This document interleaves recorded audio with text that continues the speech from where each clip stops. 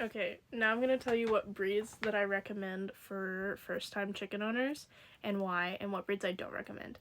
Um, I recommend Orpingtons to everybody, and I don't even like. I'm not even color specific. Like I'm not like buff Orpingtons. I'm like any Orpingtons, chocolate Orpingtons, buff Orpingtons, um, lavender Orpingtons. I've never had an English Orpington, but God, throw an English Orpington in there. I don't know. I don't know if their temperament's different, but buff, chocolate, and lavender Orpingtons for sure. I recommend to everybody.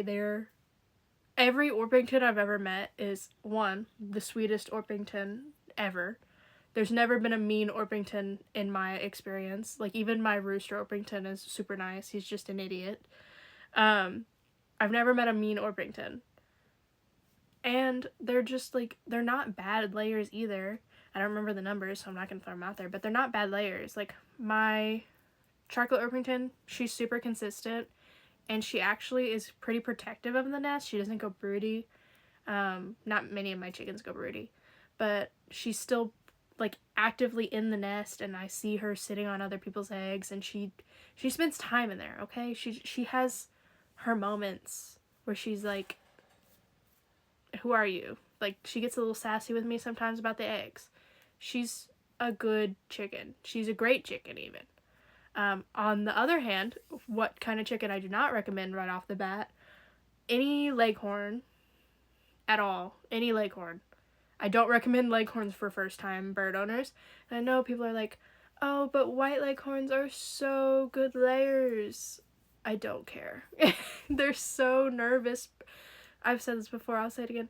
If you see somebody describe a chicken as flighty, that is a skittish ass bird. That bird is not a calm, I want to be around you bird. That is a bird that's going to look at you. You're going to look at it and it's going to flip. Like I can't get within 3 feet with any of my leghorns. Even my like sweetest leghorn. She sees me and she's like, I hate you, and sprints the other way. I don't recommend leghorns for beginners. I do not. I love them, but I don't recommend them. Another breed I do recommend, black Australorps. I know there's other colors of Australorps. I've never owned any other than black. I know there's like a blue, I believe, etc., etc.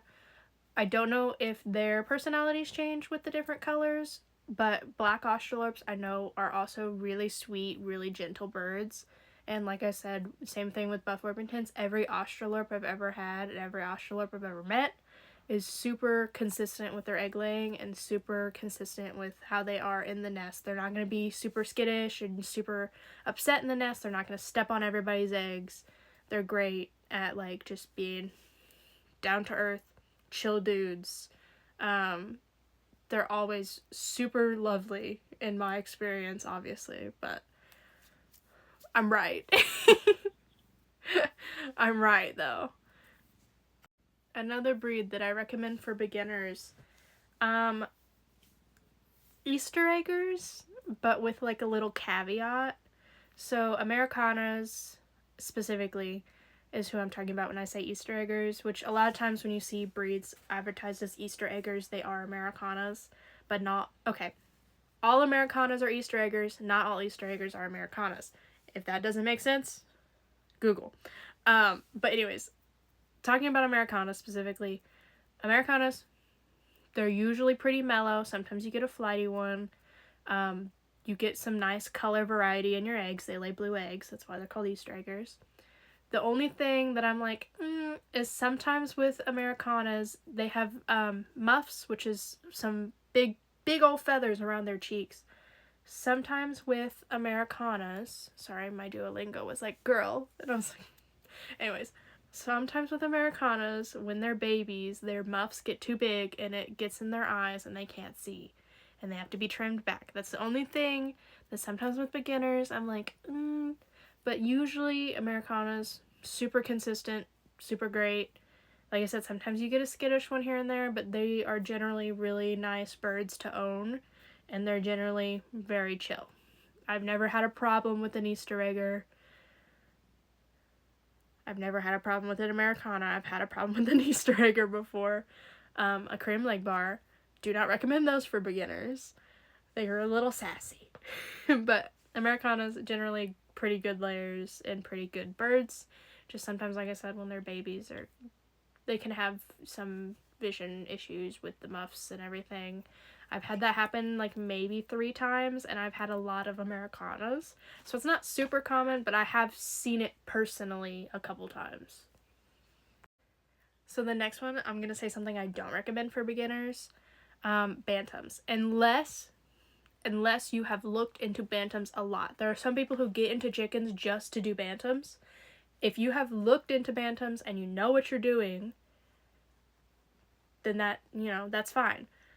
If you just are at the feed store picking out your first chickens and you see bantams and you're like, oh my gosh, they're so small and cute, give it a year and try again, okay? Maybe 2 years and try it again. A lot of bantams are booted, which means they have feathers on their feet, which has their own hosts of issues. Bantams are smaller, they're more fragile, they have to be kept under heat a lot higher usually, and sometimes even longer. Like silkies have to be kept under heat longer than other breeds. There's more complexities with bantams that you don't have in like your standard chickens, and that's why I'm like, not for beginners unless you've done a lot of research into it on your own. Like I said, put it on the back burner, think about it, learn about it, maybe try again in like a year or 2, okay? Don't just like be like, oh, they're so small and cute, which they are really small and really cute. That doesn't mean we just like go ahead and just scoop them up, because there's some things that we have to think about before we get bantams. And there's some things we have to think about brooding them that you don't have to think about for other chickens. So that's why I'm like, Okay, another one I recommend for beginners, any sex link. Black sex link, red sex link, doesn't matter. Pretty much any sex link you find is going to have pretty gentle, easygoing tendencies. They're all great layers. Everybody wants links in their flock. Golden Comets, Cinnamon Queens, Isa Browns, they're all Isa/ISA Browns, whatever. They're all really sought after this year, especially. I've had to tell several people, I'm like, I can't order Golden Comets this year. Last year, the hatchery accidentally sent me 50 Golden Comets, and we freaked out because we took us a week and a half to sell them. We marked them down. This year, I can't get them at all. So it's like, so what I've been telling people this year, I'm like, I could not order any. I was like, I can't order any red links. I barely can get any black links. And that's only because people love Rhode Island Reds. People love red links. They don't think about black links. But yeah, if you see red link, red star, Golden Comet, Cinnamon Queen, what's another one? What is another one? That's gonna drive me nuts all day. But there's like 8 million different names for red sex links. Anything like that, and you're a beginner and you're like looking for great beginner chickens, those chickens are generally like slam dunk. Like you're not gonna, you can't go wrong, okay? Oh, here's another one. I kind of include Polish in like the same group as bantams. But Polish are not beginner chickens. They are much more fragile than your standard chicken, because of their crest. Like their crest makes them more difficult than your standard chicken, and also they are in the same vein as Leghorns, so nervous, as they're like the chihuahuas of the bird world. They're constantly shaking in their timbers. They are so skittish, and they are not smart. Okay, like they are great birds if you know what you're doing, and they're like, I've been doing chickens for over 7 years, I think over 8 at this point. Like I've been doing chickens for a long time. I've had many Polish. I even struggle with them a lot. Like I'm constantly, like every time I get a Polish, I'm like, this is the last Polish I'm ever getting, and then I get another one. But they're not easy chickens. Anyways, those are my do's and don'ts, my recommendations and my not recommendations.